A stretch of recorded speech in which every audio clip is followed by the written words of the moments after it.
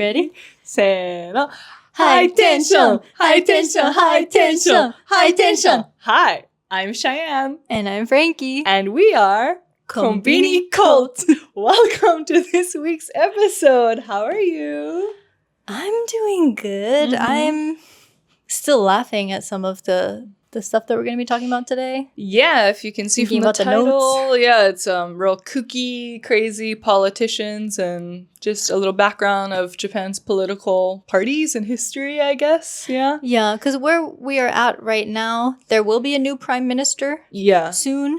It could be Takaichi. We don't know yet. Pause. Editing Frankie here. So we did record this episode earlier in October before the new prime minister was selected. So actually on October 21st, Sanae Takaichi became the new prime minister of Japan, making history as Japan's first female prime minister. So we will talk about her a bit later in the episode, mostly just giving some background on her and context about how she got into politics and that kind of stuff. So yeah, just wanted to give that update, but back to the episode. Yeah, which we'll get into who she is and kind of what she stands for in a little bit. But the reason why it's a big news, spoiler alert, is she may or may not be the first female prime minister of Japan. That's why it's kind of been such big news recently. But yeah, I mean, the main purpose of this episode, we'll give a little overview of politics in general, but mainly just wanted it to be funny. So we have a list of, you know, some kind of bizarre politicians out there. Some funny moments. Yeah, more that have become memes.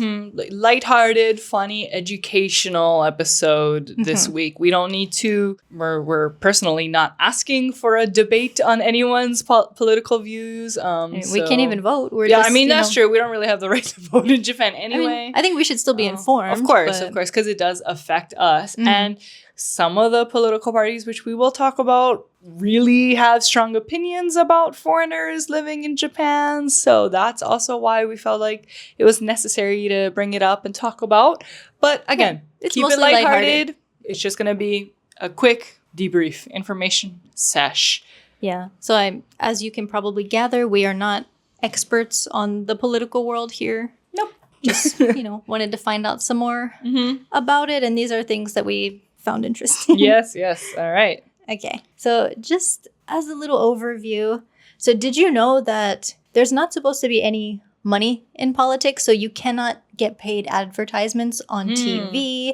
You're not allowed to go door to door to campaign. And anybody on the campaign team, only volunteers are allowed. You can't have paid staff for that. There's no cold calling. But I mean, the stuff that we do see. So you see the people on their soapbox at the train station. Yeah, they're out there. So if you're ever curious, visiting Japan or new to Japan, if you see someone outside of a train station or just on the street in public with a microphone and they're just what sounds like saying the same thing over and over again and they're just giving a big speech or whatever, they're most likely a politician. Yeah. Yes, and there's also sometimes trucks that drive around the neighborhood with like the speaker.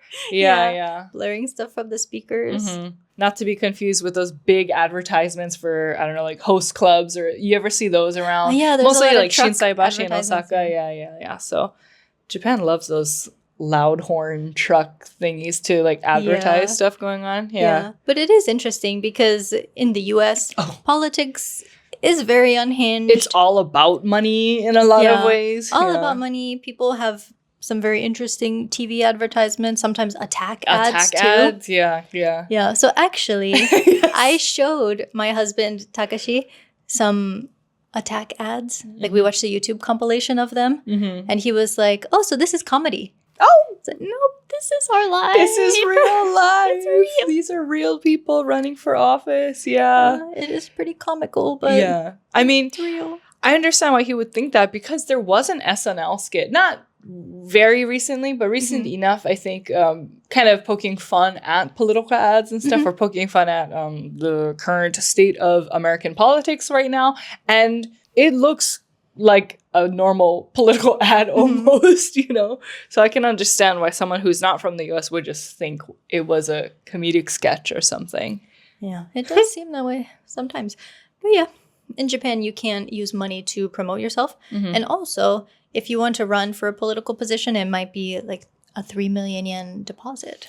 So you can't use money. You can't have donations or fundraising or anything, but it costs money to run. So Yeah, with I don't that know how logic, that works. I assume most, I mean, I feel like You this gotta works have money to make money. the same way around the world, but yeah, you probably have money if you're an aspiring politician here in Japan, at least. Yeah. Yeah. So Japan's leadership system, so they have a parliament, which is called the National Diet. So in the Diet, there is an upper house, the House of Councillors, and the lower house, which has the House of Representatives.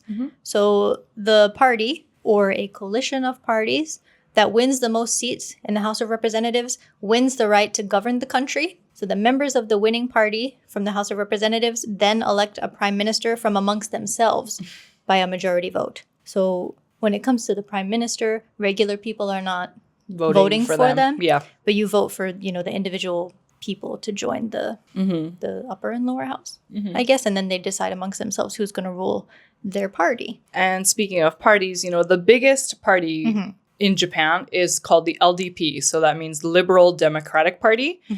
This party was founded in 1955 through the merger of two conservative parties at the time called the Liberal Party and the Japan Democratic Party. The LDP, they're really more right-wing, leaning and focus. They focus on promoting, economic growth, stability. They're very pro-business. And I didn't know this, but they really focus on having a strong alliance with the US, which I guess makes sense. But I didn't know that was kind of their thing. Yeah, because a former prime minister, the late Shinzo Abe, was part of this party, and he was a very big, ally to the US. That's true, yeah. He was real buddies with Donald Trump. It was Japan's main ruling party since, 1955 for the most part, except for short periods here and there when opposition coalitions took over. So roughly 1993 to 1994, and then again in 2009 to 2012. So since 1955, these are very brief periods that the LDP hasn't been the main party, But yeah, because of its dominance in politics here in Japan, it's been the main architect of Japan's, post-war political and economic policies. So everything goes down to the LDP here. All right. And you did mention that they are more, conservative. Yeah. So the name is kind of tricky. It really throws me off because it says liberal in the name, but they are more conservative. So. Yeah. So just heads up. Interesting. For you guys. Yep. Yeah. So I also wanted to briefly mention, so last year, the Tokyo 2024 governmental election, the craziness that happened there. Yeah. So there were, I believe, 56 candidates, and they really stress about things being equal for every candidate. So when they do their press conference or whatever on TV, they all are supposed to get 6 minutes. So everybody gets exactly 6 minutes. Yep. So with 56 candidates, that takes forever. But a lot of people, there were a lot of joke candidates. So some people were using their 6 minutes for questionable things, promoting their YouTube channel, promoting other services. There was the AI governor who was running. So it was somebody who was like, AI is just going to make all of our decisions. Oh my gosh, yeah. There was some lady who she took off her sweater and she was like, do you think I'm cute? No, sexy the show. Oh my God. And how do you even get that 6 minutes to be on TV? Do you just make a deposit, I guess? Well, you have to make the 3 million yen deposit to run for this. And then you just get that. Because you're running, you get 6 minutes. That's insane. But okay, sure.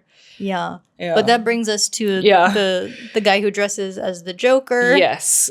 And so how about his 6 minutes? Well, let's get into him. Whether you're familiar with Japanese politics or not, you've probably seen this guy at some point, maybe on TikTok or wherever. His name is Yusuke Kawai, and he's also known as the Joker, I guess. And the reason is because he is dressed as the Joker. And yes, if you're thinking, what do you mean the Joker? I mean the literal Joker from Batman, the villain from the Batman comics. Yeah. So he has a lot of controversial takes. He's just a controversial dude overall. He's funny because he dresses as the Joker. He has a YouTube channel. He has a couple songs we'll link in the notes. But that's how we started the episode. Yeah, actually, with his song. That was his song. Yes. So please check it out. But when we get into his politics, I would say overall, I don't agree with his political views. There's something in here about polygamy. Do you want to explain that? He just believes in polygamy. One of his hot takes was that we can fix the declining birth rate by reintroducing polygamy. Yeah, and which is okay, sure. Is that gonna work? I mean, if you can't get one girl, how you gonna get 5? three? Yeah, exactly. But anyway, he ran back in 2021 and then again last year, 2024.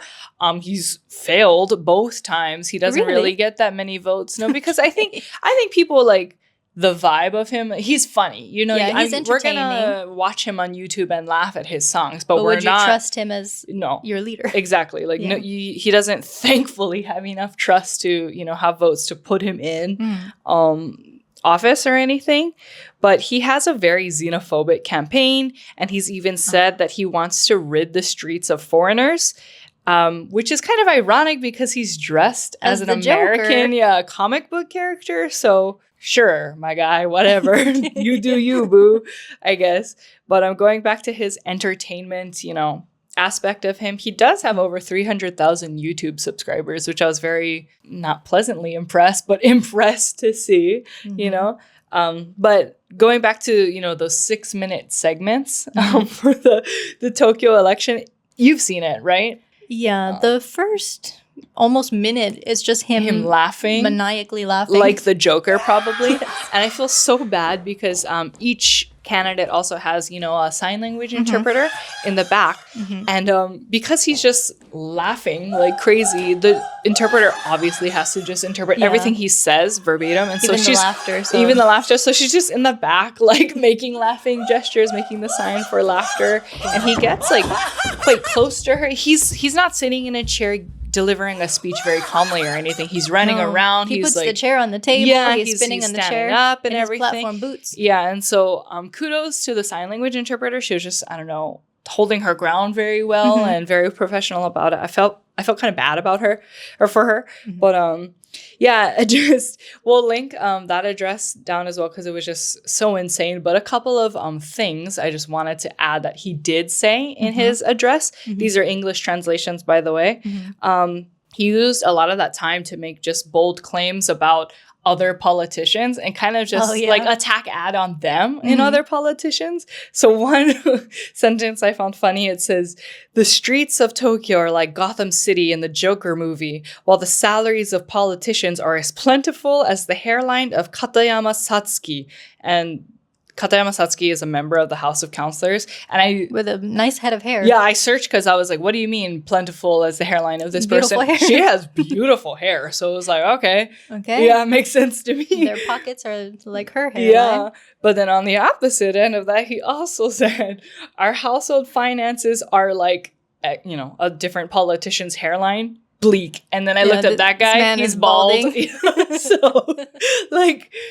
He's unfortunately, he is very xenophobic. He has a lot of controversial views, but he's funny. Like he is a very entertaining guy. And like I said, please check out his song. But that is the Joker of Japan, is Kawai Yusuke. Yeah, but I will say I do really like his pants and his platform boots. They are cute. Oh yeah, he's got some good. He's a stylish queen. Yeah, I guess so. Okay. But yeah, listen to his.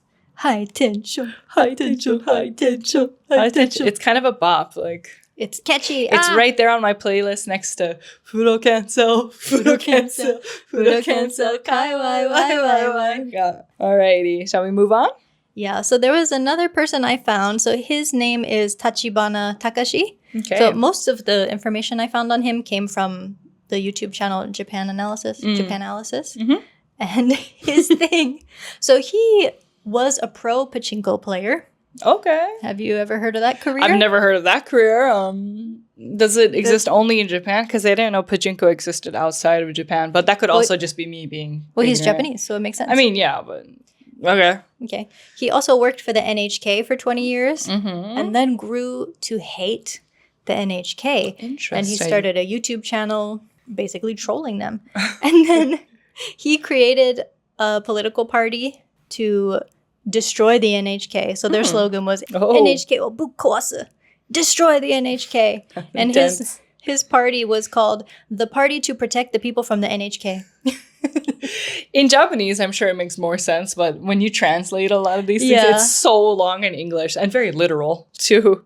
So what is the NHK? NHK stands for Why Nippon would he hate Hosokyoku. Yeah, so it's Nippon the what? main Nippon Hosokyoku. So Nippon Broadcasting channel or something. Yeah. And so if like the BBC or you're familiar with Japanese TV, they're kind of CNN. not the only, but the biggest, if not, one of the biggest Most news well-known, networks and well-known news networks here in Japan. They're channel 1 if you have a TV. But yeah, they kind of are responsible for a lot of obviously news, but just like dramas and TV segments as well. They're not only news, if that makes sense. Yeah. Yes. Yeah. But they are notorious for collecting their subscription money. Yes. So if you have a TV or any device that can connect to cable, you are supposed to pay the NHK subscription. Yeah. And they have debt collectors that will knock on your door. Some of them get very aggressive. And they'll ask, have you paid your NHK bill? Or they'll ask to see, because sometimes I've heard through the grapevine, if you just say, I don't have a TV, or I don't know what you're talking about, they've asked to see where your TV is and stuff. They can be quite aggressive. So just be wary. You don't have to let these people into your home at all. But the main difference with NHK and other TV networks like TV Asahi or Fuji TV and other things like that is they're not funded by sponsorships. And that's why they take that collection or what do you call like subscription service. Yeah. Yeah. So that's the difference. So as you can imagine, a lot of people really hate the debt collectors. I mean, who does like a debt collector? Yeah. So yeah, that was one of the big things that Tachibana Takashi was, against. Yeah. Like, let's take down the NHK. I see. So one of his stunts that he pulled was he had a mole who was a debt collector who apparently gave him the addresses of 50 random NHK customers, just regular people, and he posted this list on YouTube. It was blurred. Okay. And he said that if the head of the NHK didn't meet with him in 2 weeks, he would remove the blur and dox all the customers' information. Yeah, that's insane. Yes, that's illegal. Holding the addresses hostage of these random people. It turned out to be fake, actually, the information that he had. And he was given a 4-year suspended sentence. I see. For that stunt. And yeah, his political career is really wild and interesting. He teamed up with some very anti-Semitic politician for a while. He also teamed up with this big YouTuber. His online pseudonym was Gashi. Gaassyy. Oh, this guy. Okay, you know him? I know him. I've heard of him. Especially this name because I was always thinking how to pronounce it. Yeah. I think it's Gashi. Gashi, yeah. I don't know. So yeah, this YouTube guy, he blew up for exposing celebrity secrets because he worked at some high-end bar and maybe overheard some things. I see. And he was wanted for like a big amount of debt. I don't know what the debt was for. And also for defamation, which may be why he exposed the secrets in the first place to make money on YouTube. But he escaped to Dubai to evade his crimes. But then he was elected to office, even though he was in Dubai. What? How does that work? Okay. I don't know. Yeah. So when he was doing the political stuff, they just had his face like on a screen. He wasn't physically present. What? And he was receiving the salary, like the politician's salary. Oh, come on, man. How does that work? Yeah. Okay. And then, because he was a politician, he could have been exonerated for those crimes, but he didn't come back to Japan, which, I don't know, maybe there were people waiting to, like, beat the shit out of him when he got back or something. Yeah, those celebrities probably, like the secrets of. But yeah, eventually he was forcibly expelled from the house and then extradited back to Japan, where he was arrested and sentenced to 5 years. Okay. For the defamation and all that stuff. So he's in. Could have been exonerated. I see. Didn't. But also, politicians automatically get exonerated? Huh? Yeah. That's another thing to explore. That's another, Yeah. But back to Tachibana. Okay. So, yeah, amid all of these, things that he was doing and weird people he was teaming up with, he eventually had to step down. Okay. He started an idol group. Oh, yeah? Politician Girls 48. Did you hear of them? I did not hear about them, but now I'm going to go check out their songs if they have any. Quick question, tangent. So there's AKB 48, Nogizaka 48. Lots of 48. Hakata 48. Because there are different places in Japan. But where does the 48 come from? I would get it if maybe Isn't it's 48 40 members? Is that why? Because there's so many of them. Like, it made sense if it was 47 because there's 47 prefectures, but I don't understand where the 48 came from. Originally, it was just 48 members. How do you keep track of all those people? I don't know. Okay. Sorry. That was kind of my rant. Politician girls 48? Yeah. I feel like not every group has 48 members. Maybe AKB 48 did because they were huge. Well, they were huge, but then didn't they have subgroups? Sorry, correct us, or if there's any fans out there, didn't they have like a thing where you vote for the most popular members each week and then they became, their... I don't know. The only thing I know about AKB 48 is that one girl who was like, she said she did it on her own volition, but I think she was allegedly forced to shave her head. To apologize for dating someone. That's kind of the only real thing I know about AKB48, to be honest. Okay. Yeah. So the group was called Politician Girls 48. Okay. I don't know how successful they were. I don't know. But when he had to step down, he appointed some random lady named Aya, who had been in the party for like a couple months, to take over. But then... she was doing some weird stuff. She was trying to embezzle funds, like take money from the party's bank account. This made all of the investors pull out of the party. Yeah, things were not looking good for him. Yeah. I think he did run again for the governor election in 2024. So, like I mentioned before, you're not allowed to have paid advertisements for yourself, but they do have these big poster boards and everybody has their own little slot. Yeah. So you could have a lot of slots if your party has a lot of members running. I see. Okay. So I guess the NHK party, is it still the NHK party at this point? I don't know. But his party had like 24 slots or something like that. Wow. That's a lot. Yeah. He was like, oh, I have a brilliant idea. Let me sell the slots for 10,000 yen each. Okay. And I mean, if he did sell them all, because this is all around Tokyo. That's true. If he sold them all, he could have potentially made 140 million yen, like $1 million. Big bucks, yeah. But the public was not happy. Of course, with this. Yeah. There was some anti-Korean propaganda that was on there, like really random stuff. Yeah. Cat pictures. Okay. Yeah. In the end, he only made 5 million. Which is like still he pocketed quite a bit of money. It was like $30,000 or something. All right. Yeah. In the end, NHK did lower their fees in 2023, and they significantly reduced the number of debt collectors. So I guess his early work was a success in some regard. Okay, well, good to know, I guess. I haven't had any NHK people ring my doorbell in a long time. Me neither. So that's been nice. But just heads up, if you're new to Japan, that's who those people are, by the way. Okay. Yeah. There's also a guy named Ryuutaro Nonomura. Kind of known as one of the most embarrassing politicians. Tell me more. So he was pretty unpopular, but he kept running for office. And then he created his own party, which was kind of copying somebody else's party. Okay. But yeah, he was eventually elected after running a few times. And then in order to get people to like him more and gain public trust, he shared his business expenses and like his calendar with people, which he had a very questionable schedule. Yeah, why calendar? Year, okay. He apparently went on business trips to Kinosaki Onsen 106 times. Business trips to the same place 106 times. He has a second family there. He has an affair partner there or something, allegedly, in my opinion. Well, it turned out all those trips were fake. Oh, okay. Because he was embezzling money. Oh, okay. Just kidding. He embezzled 8 million yen in tax dollars through business trips. Because, their salaries are paid by taxes. So, he was saying, like, I needed to take the grand class to Kinosaki Onsen. Okay.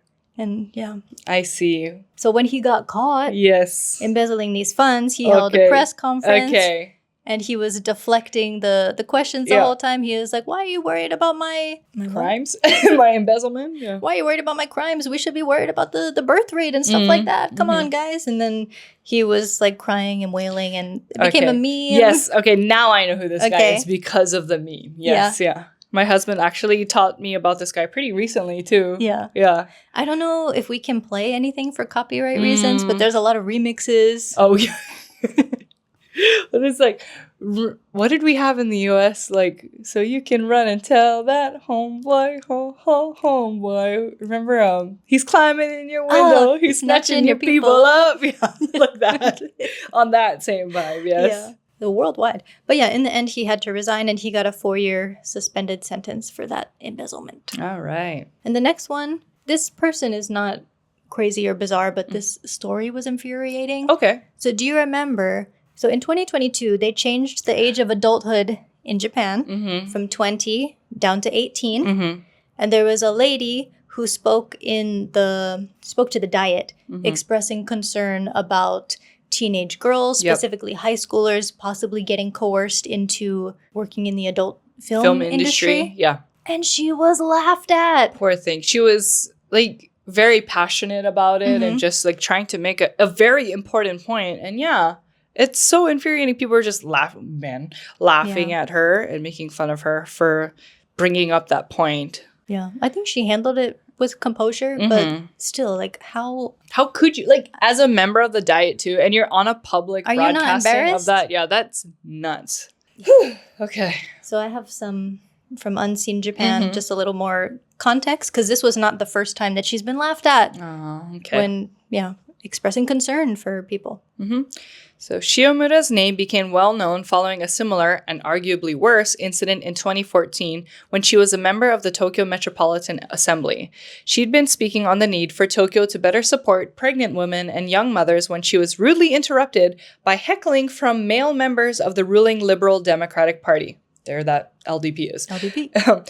Disparagements sent her way included, "You're the one who should get married as soon as possible." Another male voice was heard to ask if she was even capable of conceiving a child. Laughter followed. Shiomura still managed to finish her speech holding back tears. The hecklers may have intended to shut Shiomura up, making her feel small. Instead, the incident sparked a major backlash in Japan that launched Shiomura to prominence. The embarrassment of the ruling LDP only grew as the story broke out had taken place during the long rule of Prime Minister Abe Shinzo, who'd promised to promote policies to bring more women into the Japanese workforce and into positions of economic and political prominence. He dubbed his own pro-women policies Womenomics and insisted that women should shine during his tenure, that members of his own party would hurl sexist insults at one of the few female councillors in the Metro Assembly showed that his party still had a long way to go towards reaching a gender-based parity. Shiomura has since been elected to national office and now serves in the House of Councillors. She belongs to the center-left Constitutional Democratic Party of Japan, currently the second largest political party in the country. Yeah, so that's, I mean, how immature are you? Yeah. They're like, I don't know, assuming like 50, 40, 50, 60-year-old men. Yeah, not even assuming. If you've seen like Parliament? any video footage of, the, the Diet, the meetings of the Diet and stuff, they're all, not all, majority, older Very old men. And yeah, it's so frustrating to hear. Just kudos to her for, standing her ground and not backing down and continuing to, work to support women, hopefully. Yeah. I would like to know more about her. Maybe we can do an episode just on her in the future. Okay. Yeah, I want to see what else she's up to. Okay. Someone else I found. Oh, okay, but on the opposite end of this lady, yes. Do you know this lady? I do not. Please tell me more. So I'm going to show you her picture. Okay. Oh, maybe I've seen her face before. She looks familiar, but yeah, I have no idea anything about what she's done or is working towards. Okay, so her name is Onoda Kimi. She is a half Japanese politician who hates foreigners. Oh, so she's a pygmy. Yeah, she is a Japan First politician, aka Maja. Make Japan great again. Gnarly. She was born in Chicago. Come on. To a Japanese mother and American father. She relinquished her U.S. citizenship in 2017, but that was only after being called out for still having both of her passports. Oh, okay. So yeah, now she's just a Japanese citizen. She was elected to the Kita Ward Assembly in 2011, then to the House of Councillors, the upper house, representing Okayama. In 2016, she joined the council for the LDP. She got popular because she was making accusations about foreign workers and students receiving preferential treatment from the government. Based on what? I don't know. Yeah, okay. And she had a big focus, or I guess still has, big focus on China and Korea, making revisionist remarks about Japan's war crimes during World War II. I mean, the denial of war crimes is kind of a big theme with some of these politicians. Yep. And then during COVID, she said that relief funds should only go to people with Japanese citizenship. Which is just so ironic considering, she's half Japanese. And I'm not saying that in the sense that if you are half Japanese or have half citizenship, you're not full Japanese. No matter what percentage of Japanese you are, we never said that. No matter what percentage of Japanese you are Japanese. I'm not denying that. It's just really ironic. Pick me behavior and very ironic considering that, she was born in the U.S. and has the other half is, American citizenship. It's kind of just interesting how she's so against that part of her culture. And I feel like, well, if she got bullied into renouncing her U.S. passport, there it is, right? I'm sure, like, since she was a kid, I don't know how long she spent in Japan growing up, but she probably was just relentlessly bullied. I'm going to not defend her, but get into her headspace a little bit. Who knows? She could have been, like, bullied to the point where she feels like she has something to prove. What is it called? Like, she's really overcompensating her Japaneseness. And that's not, again, me defending her or anything. But it's just kind of crazy to think that, you feel that way. And very maja. Make Japan great. Or what? Make Japan great again. Japan great again, yeah. And it kind of just reminds me of when... I won't get too deep into it, but there are also a lot of Trump supporters in the US where it's kind of surprising considering a lot of Trump's views and policies don't favor those minorities, and yet they're still very MAGA as well. You know, they exist, It's not just this lady, but interesting. That reminds me, I mean, I know Dave Chappelle is a little controversial these days. Yeah.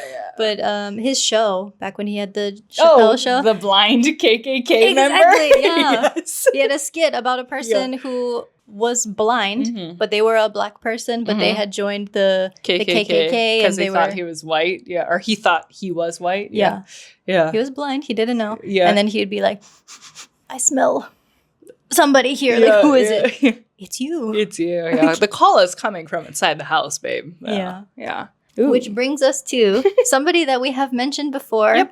Hezuma Ryu, the Meiwaku YouTuber, very controversial guy, basically famous for yelling at people. So I knew about some things about him getting arrested, for stealing from the supermarket, for laying on a futon in the middle of Shibuya Crossing, like, just doing typical dumb YouTuber shenanigans, for views. And then what did he do? Oh yes, he had COVID and he was purposely going to busy places without a mask. Kind of crazy, yeah. Something else I found out. So he would basically stalk and accost other YouTubers to do this like Mentos Coke challenge. You put the Mentos inside the Coke and then it explodes. Okay.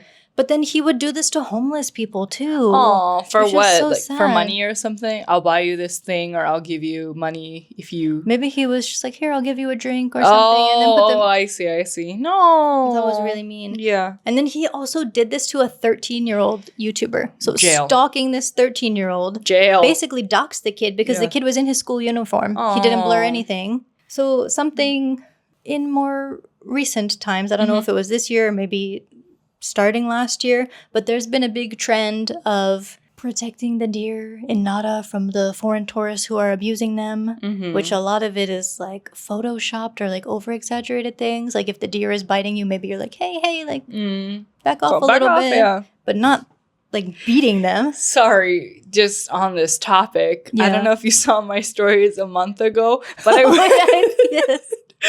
went overlay here. I don't mind sharing it. I went to Nara Deer Park the other day and it bit my ass, like crack, like in the hole. Like he went in my hole and I didn't smack the deer or anything. So these allegations that, a lot of foreigners are abusing the deer, not all true, but anyway, Yeah. But it all leads back to hate of Chinese people, and basically Chinese tourists are abusing the deer. So this type of content has been going really viral. So I guess Hezuma Ryu was like, "Oh, it's my moment." Yeah. So he moved from Yamaguchi to Nara to protect the deer, so he can go like scream at people, like he loves to do. Sure. So I think I did mention his deer videos on our channel before, but I didn't watch them. So I thought like, oh, maybe they are like, maybe somebody was getting too rough with the deer and he yelled at them, which, I mean, that's not really the best way. That's not the best way, but okay, about. if you're going to defend an animal, sure. I think I also, without watching the video, so my mistake was like, hey, at least he's protecting them. But no, it's totally different than what we thought. Yes, I was very wrong. I should have actually watched those videos. Apologies. Yeah, we're very sorry. Sorry about that. I mean, because without context, it sounds noble kind of in a way. funny or noble, but with the context of the anti-Chinese sentiment. Yeah. No. So yeah, he's yelling at people who are really not even abusing them. Like there was somebody who booped the deer's nose with a water bottle, and then he comes like running up screaming at them, like, get out of Japan. So yeah, it's just Chinese hate. And you know, turns out, well, the deer attack people more than people attack the deers. People attack the deer, yeah. But the biggest threat to the deers are cars. Because they're always, you know, running across the street, walking across the street. Yeah. But so after he moved to Nara, he was elected to the Nara City Council in 2025.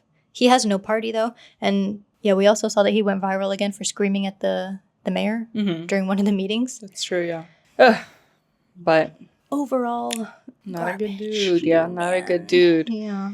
And to kind of, I guess, segue into our next politician we're getting into, we will, last but not least, be talking about Sanae Takaichi, who, depending on what articles you read, I've seen some articles refer to her as the female Trump, Donald Trump, but as to why, I'll get into it in a little bit.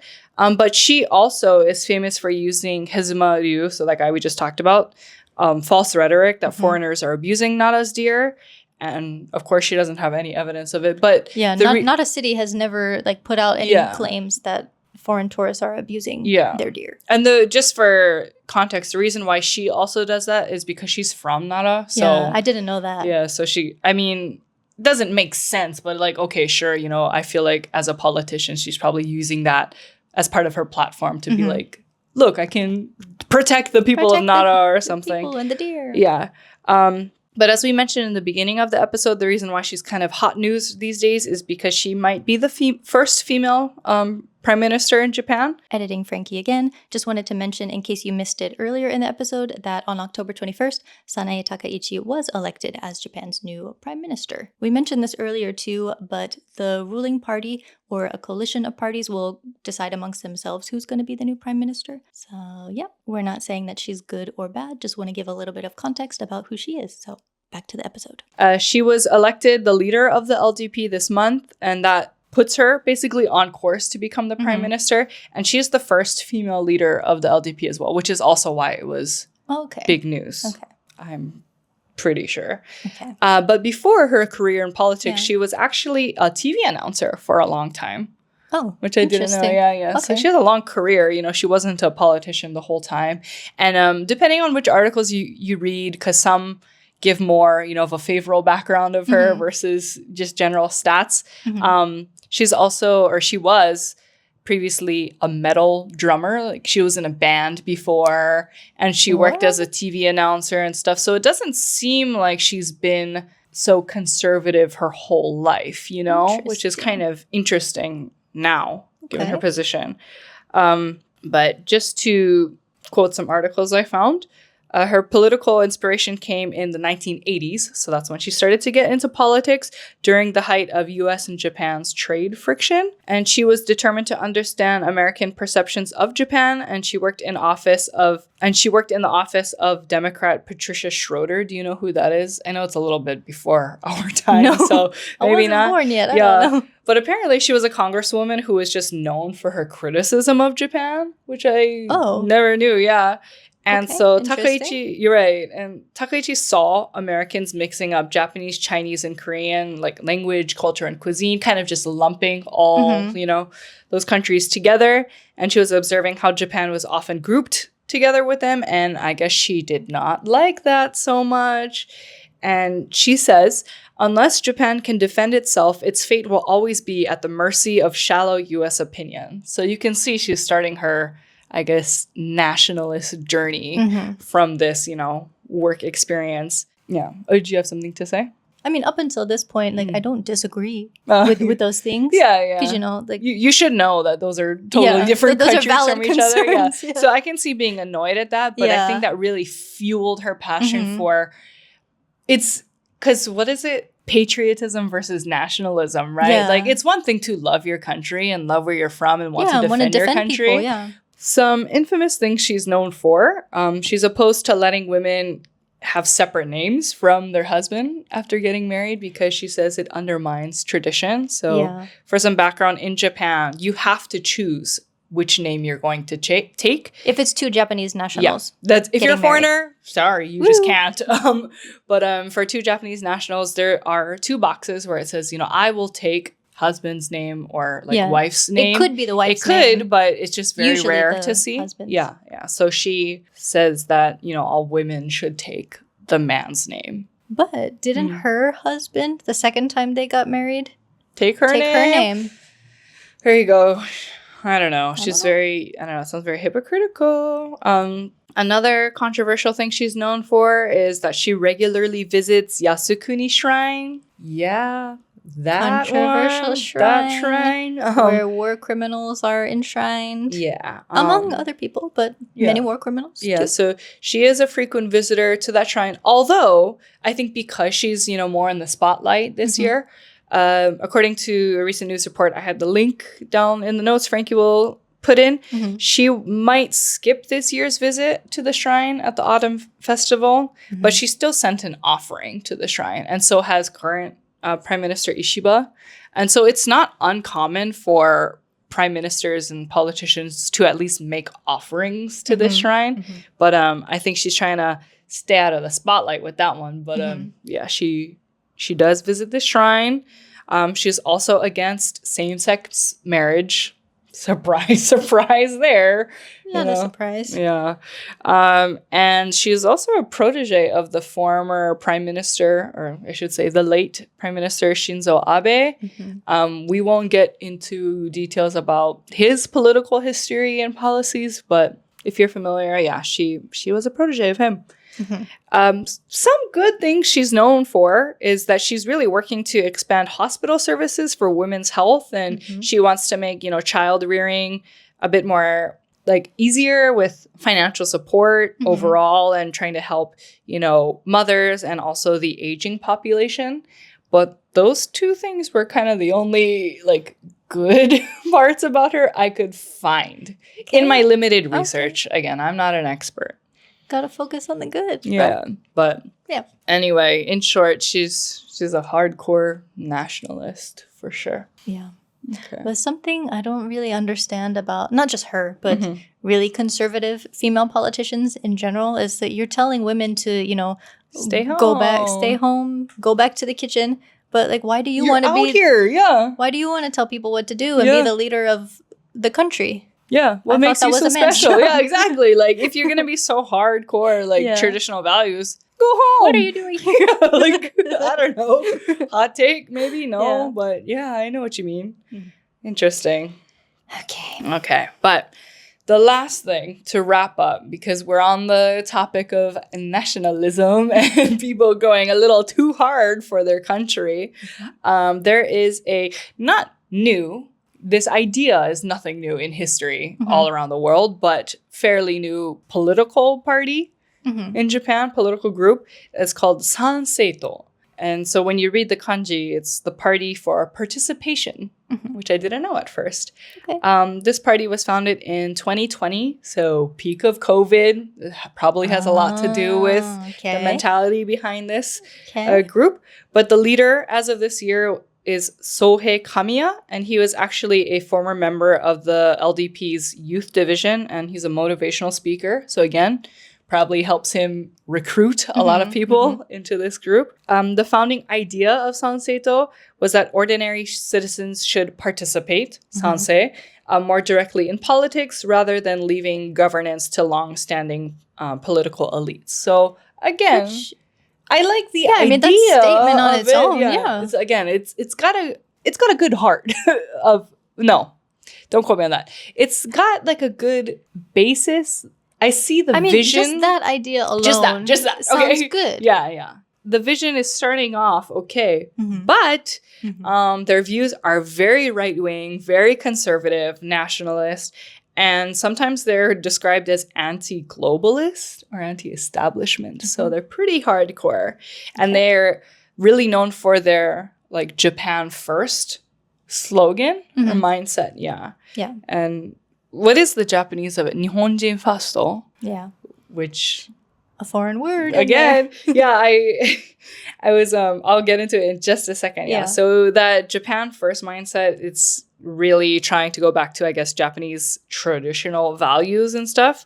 And with this mindset, obviously, there's going to be a lot of skepticism towards foreigners. And I feel like a lot of people who are in this party also don't agree with, you know, immigration, and they really hate immigrants coming to Japan. And it's very like, they're taking our jobs kind of mentality, you know, very MAGA coded overall. Many of the party's early supporters also just came from YouTube and social media. Again, because of peak COVID, I think people were just at their mental breaking point online all the time. And blaming, like, again, any hate group really just blaming the other party for all of the problems. They need a scapegoat. Yeah, exactly. And so I came across a really good YouTube video called the channel is Dean from Japan. Are you familiar with him? No, yeah, I'll watch this later. Okay, yeah, he does some news. So that was just me kind of summarizing what he talks about in this video. It's really interesting, but I just wanted to highlight one of the comments because it was really funny. Okay. And you already called it out. But the comment says, the irony of being anti-foreigner and using the English language in their main slogan is completely lost on the party supporters. So, yeah. Yeah. Exactly. And I mean, yes, we're foreigners living here. So we're going to, you know, inevitably have some feelings. Yeah. I don't think, because, you know, people say, like, keep Japan Japanese, blah, blah, blah. But I don't think anybody is turning Japan into a different something place. Else, yeah. Yeah. It's more just, in my opinion, yeah, Japan can stay Japan, whatever that means, but you also have to recognize that Japan these days also includes immigrants and foreigners and, you know, people who aren't only Japanese as well. So that's kind of my take on it. But yeah, I mean, we're here paying taxes and pension and stuff. So to say that, like, you know, we have absolutely no rights and should be treated poorly. Okay, then don't make me pay your expensive taxes. Give me my tax money back. Yeah, but have you seen these groups anywhere in public recently, or in? I guess I don't really live in that city enough to see them in my neighborhood or whatever. But thankfully, I haven't come across them out in the wild. Yeah, I don't think I've seen them specifically, but at my home train station, there are politicians sometimes, and I just kind of, I don't know, I'm afraid that like maybe maybe they are anti-foreigner, so I'm like, you know what, let me just get out of here. I see. Before they say like her, get her out of here. Oh, no! They drag you. They like pull you each on each arm, and you're just being dragged back into the train station. Onto the track. No, please. Yeah. Oh, I see. Well, I hope I never have to run into them ever. Yeah, but I do think it is also ironic that, how do I say it? Like, of course, Japan wants to be part of the global economy and be involved in, you know, global affairs and stuff. So if you want that, like, you can't have both. If you want to be an isolated place with absolutely no foreigners like or anything. That sakoku, like you could, but then you can't have your cake and eat it too. Yeah. Is that saying, I think. Yeah. Yeah, that is the saying, but I don't understand that saying. I don't understand that saying. Why would I have cake that I can't eat? I don't know. I hear it all the time on a different podcast. But I have no idea. But I think that's how you use it. Yeah, probably. that is how you use it. But I just don't get it. Yeah, I don't get it either. But anyway, that was kind of all of the political talk we had for today. Yeah. Yeah. And it goes without saying, we will not be tolerating hatred in the comments. Xenophobia. No. You're out of here. Get out of here. You'll be sent into the void. Yeah, exactly. But thanks you for just like glitch. The light. Yeah. But anyway, thank you for being here this week, listening and watching, and we will see you in the next episode. High tension, high tension, high tension, high tension. Middle tension, middle tension, middle tension, middle tension, low tension, low tension, low tension, low tension.